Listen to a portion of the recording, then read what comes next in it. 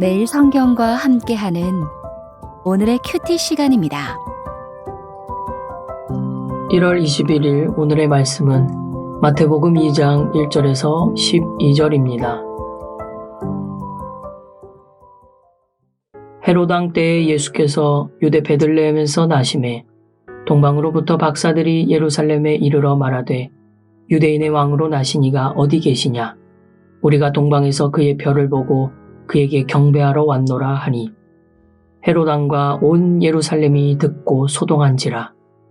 왕이 모든 대제사장과 백성의 서기관들을 모아 그리스도가 어디서 나겠느냐 물으니 이르되 유대 베들레헴이오니 이는 선지자로 이렇게 기록된 바 또 유대 땅 베들레헴아 너는 유대 고을 중에서 가장 작지 아니하도다. 내게서 한 다스리는 자가 나와서 내 백성 이스라엘의 목자가 되리라 하였음이니이다. 이에 헤롯이 가만히 박사들을 불러 별이 나타난 때를 자세히 묻고 베들레헴으로 보내며 이르되 가서 아기에 대하여 자세히 알아보고 찾거든 내게 구하여 나도 가서 그에게 경배하게 하라. 박사들이 왕의 말을 듣고 갈새 동방에서 보던 그 별이 문득 앞서 인도하여 가다가 아기 있는 곳 위에 머물러 서 있는지라. 그들이 별을 보고 매우 크게 기뻐하더라. 집에 들어가 아기와 그의 어머니 마리아가 함께 있는 것을 보고 엎드려 아기께 경배하고 보배압을 열어 황금과 유향과 몰약을 예물로 드리니라. 그들은 꿈에 헤롯에게로 돌아가지 말라 지시하심을 받아 다른 길로 고국에 돌아가니라.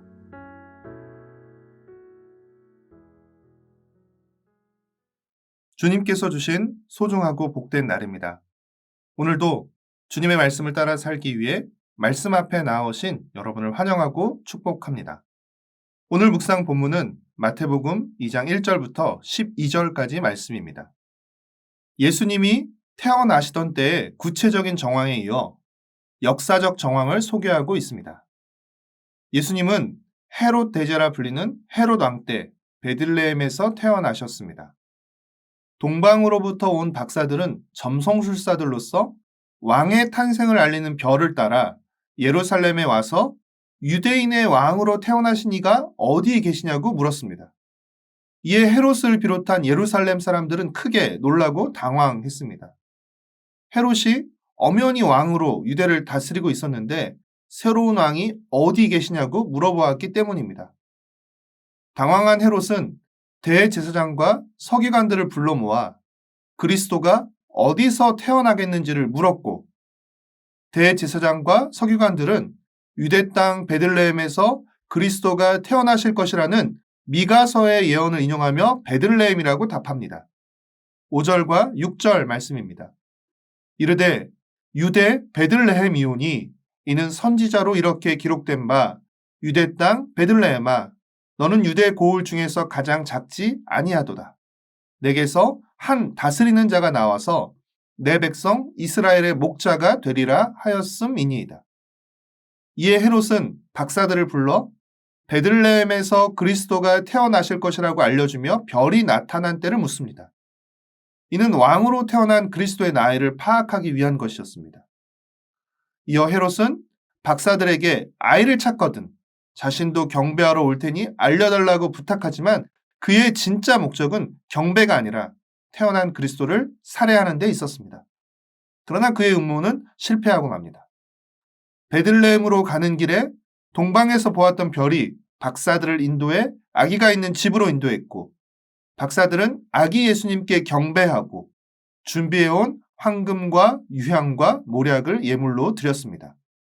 이들은 예수님께 경배를 드린 첫 번째 사람들이었고 예수님이 유대인의 왕으로뿐 아니라 이방인의 왕으로 온 세상의 왕으로 오셨음을 우리에게 보여줍니다. 아기 예수님을 경배한 박사들은 꿈에서 헤롯에게 돌아가지 말라는 지시를 받고 왔던 길이 아닌 다른 길을 통해 고국으로 돌아갑니다.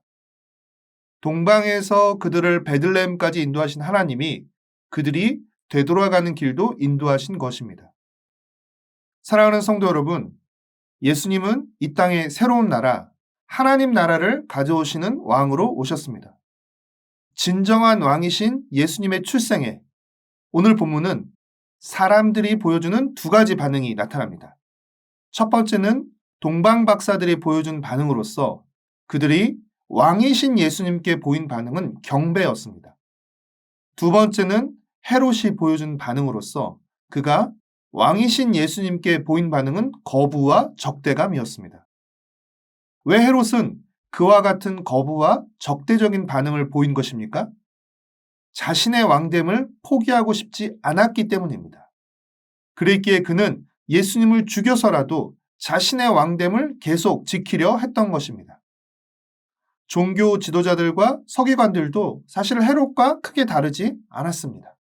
그들은 메시아가 베들레헴에서 태어날 것이라는 예언을 알고 대답했음에도 불구하고 그들은 동방 박사들처럼 왕으로 태어나신 예수님을 경배하러 가지 않았습니다.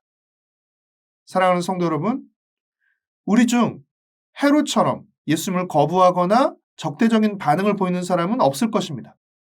우리는 모두 예수님을 왕으로 고백하고 모신 사람들입니다. 그러나 입술의 고백으로만 끝나서는 안 되고 그것이 삶의 순종과 경배로 이어져 가야 합니다. 우리 삶의 모든 영역에서 예수님의 왕되심을 인정하면서 실제로 예수님의 통치를 받으며 살아야 합니다.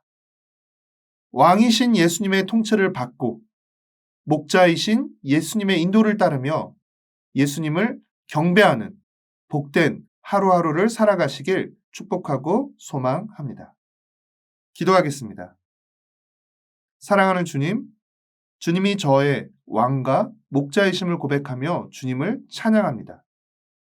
헤롯처럼 주님의 왕되심을 거부하거나 종교 지도자들처럼 주님의 왕되심을 알고도 경배하지 않는 사람이 되지 않게 하시고 동방 박사들처럼 왕이신 주님을 환영하고 기뻐하며 경배하며 살게 하여 주시옵소서. 예수님의 이름으로 기도합니다. 아멘.